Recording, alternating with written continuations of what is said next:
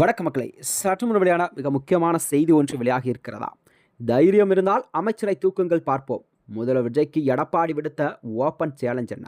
வாங்க வெளியே மூலமாக்கின்றார். அதாவது இந்த தமிழக அரசியல் களத்திலே காவிரி நீர் பங்கீட்டு பிரச்சனை என்பது மீண்டும் விஸ்வரூபம் எடுத்த நிலையில்தான் தற்போதைய புதிதாக பொறுப்பேற்றுள்ள தமிழக வெற்றிக் கழகம் அரசுக்கு எதிராக அதிமுக பொதுச்செயலாளரான எடப்பாடி பழனிசாமி கடுமையான அரசியல் கணக்கை கொடுத்திருக்கிறார். அதாவது காவிரியிலிருந்து தமிழ்நாட்டிற்கு தர வேண்டிய அந்த நியாயமான தண்ணீரை அண்டை மாநிலங்களான கர்நாடகா உடனடியாக திறந்துவிட வேண்டும் என அவர் வலியுறுத்தியிருக்கிறார்.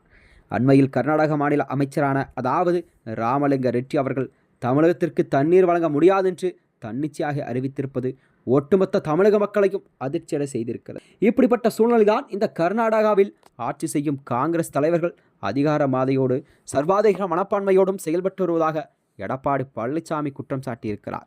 தமிழக மக்களின் வாழ்வாதாரோடு விளையாடும் இந்த கர்நாடக அரசின் இந்த அராஜக போக்கை கண்டிப்பாக புதிதாக பொறுப்பேற்றுள்ள தமிழ்நாடு அரசு அதாவது தாவேக அரசு வேடிக்கை பார்க்கக்கூடாது என்றும் நமது மாநிலத்திற்கு தண்ணீரை உடனே பெற கண்டிப்பாக போர்க்கால அடிப்படையில் நடவடிக்கை எல்லாம் எடுக்க வேண்டும் என்றும் அவர் கராராக கேட்டுக்கொண்டிருக்கிறார்.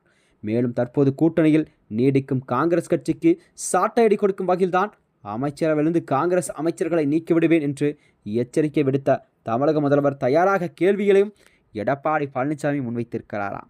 இந்த ஆக்ரோஷமான அரசியல் அறிக்கை தற்பொழுது தமிழக அரசியலில் ஒரு பெரும் பரபரப்பை கிளப்பியிருக்கிறதா. இப்படிப்பட்ட சூழ்நிலைதான் அதாவது இனி வரும் காலங்களில் கண்டிப்பாக இது புதிதாக பொறுப்பேற்றுள்ள விஜயின் புதிதாக பொறுப்பேற்றுள்ள தமிழக வெற்றிக் கழகம் என்பது தமிழக மக்களுக்காகவே கண்டிப்பாக புதிய ஏற்பாடுகளை செய்யக்கூடிய நிலையில்தான் இந்த காவிரி பிரச்சனை என்பது கண்டிப்பாக தீர்க்கக்கூடிய விஷயமாகத்தான் எடப்பாடி பழனிசாமி கண்டனங்களை தெரிவித்திருக்கிறார்.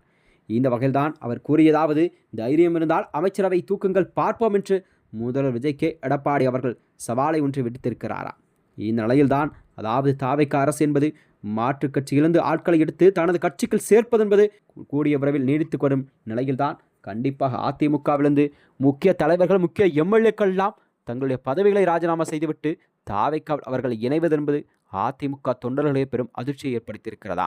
இப்படிப்பட்ட சூழ்நிலையில் தான் எடப்பாடியின் அடுத்த கட்ட நகர்வு என்னவாக இருக்கும் என்ற கேள்வியெல்லாம் மக்களிடம் வெகுவாக இருந்து கொண்டிருக்கிறதாம். இந்நிலையில் தான் எடப்பாடி அவர்கள் ஒவ்வொரு மாவட்டத்தை சேர்ந்து மாவட்ட நிர்வாகிகளை சந்தித்து தனது தேர்தல் தோல்விக்கு காரணம் என்னவென்று அவர் ஆராய்ந்து கொண்டிருக்கிறார். அதன்படிதான் கண்டிப்பாக இனி வரும் காலங்களில் அதிமுக எப்படி செயல்படக்கூடும், அதாவது மிகுந்த அசுர வேகத்துடன் கண்டிப்பாக மீண்டும் அதிமுக என்பது ஒரு வலிமையான கட்சியாக தமிழகத்திலே நீடிக்கும் என்பதை எடப்பாடி பழனிசாமி உறுதியாக தெரிவித்திருக்கிறார். அது மட்டுமின்றி புதிதாக பொறுப்பேற்றுள்ள இந்த தமிழக வெற்றிக் கழகத்தின் அதாவது அவர்களுடைய ஆட்சியை கவனித்து கொண்டு இருக்கிறார். அதாவது அவர்களுடைய ஆட்சி என்பது மக்களுக்கு ஒரு நல்லாட்சியை கொடுக்க வேண்டும் என்பதுதான் கண்டிப்பாக தமிழக மக்கள் அவரை தேர்ந்தெடுக்கிறார் என்று அதாவது மக்களிடம் ஒரு நல்ல வரவேற்பையும் பெற்றிருக்கிறதாம். மேலும் இது போன்ற வீடியோக்களை தெரிந்து கொள்ள நமது சேனலை மறக்காமல் சப்ஸ்கிரைப் செய்து கொள்ளும். நன்றி, வணக்கம்.